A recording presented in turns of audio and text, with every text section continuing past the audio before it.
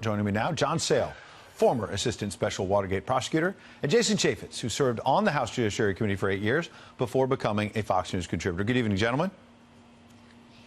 Good morning. Good evening. Or good afternoon. Yeah, good afternoon. Jason, as a former House Judiciary Committee member and former chair of the Oversight Committee, what do you think Jerry Nadler is going to accomplish here with John Dean as the first witness?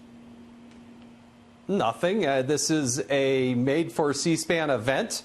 It's sensationalism at its best. They seem to bring, the House seems to be bringing convicted felons before to somehow give testimony that's going to be compelling. He can shed no light on the immediate situation, no light on what happened during this event. It's disgraceful. What Jerry Nadler is doing is running a clown show with buckets of chicken, convicted felons, and people who know nothing about the case at hand. Well, John Sale, you clearly were one of the prosecutors who sent John Dean to jail.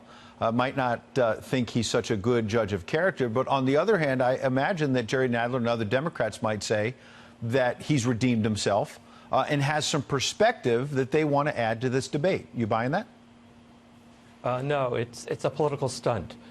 What is he, an expert on obstruction of justice? John Dean pled guilty to a conspiracy to obstruct justice. He participated in the payment of hush money. He even encouraged people to leave the country.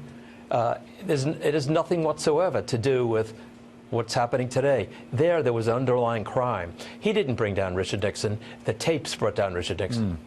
Interesting you mentioned the tapes, because Bob Woodward of Watergate fame himself, and you know him well, John Sale, had this to say about the differences, and this was before we heard about John Dean testifying. This is a week and a half or so ago. Here's what he said about then and now. Watch.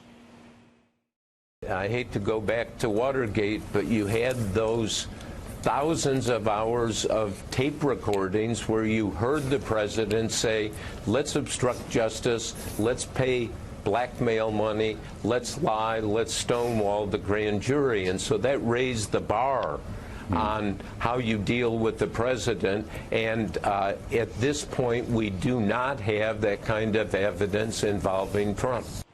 How could Democrats answer Woodward on that point, Jason? Well, look at what Donald Trump did. He informed everybody, speak with the general counsel, make all the documents available, provide all the emails. He went to the unprecedented step of allowing his general counsel to spend more than 30 hours with the special prosecutor. He did exactly the opposite of what happened in the previous cases. Donald Trump should be winning awards from the Sunlight Foundation and for others for being as open and transparent as he was. He really should be winning awards. I don't suspect he'll be winning awards, but John Sale, what differences and similarities do you see between Watergate and now?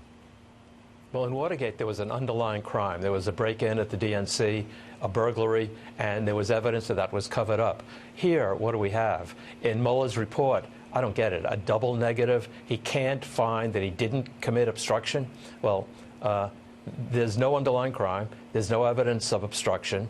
And Mueller is not going to shed any light on that. So, as I said, I think John Dean's testimony is just political theater, and I don't think people are going to be riveted to the TV set like they were 40-some-odd years ago. Robert Mueller himself said the report should speak for itself. Democrats seem to be wanting to speak a little bit more. John Sale, Jason Chaffetz, appreciate you both coming in with your perspective.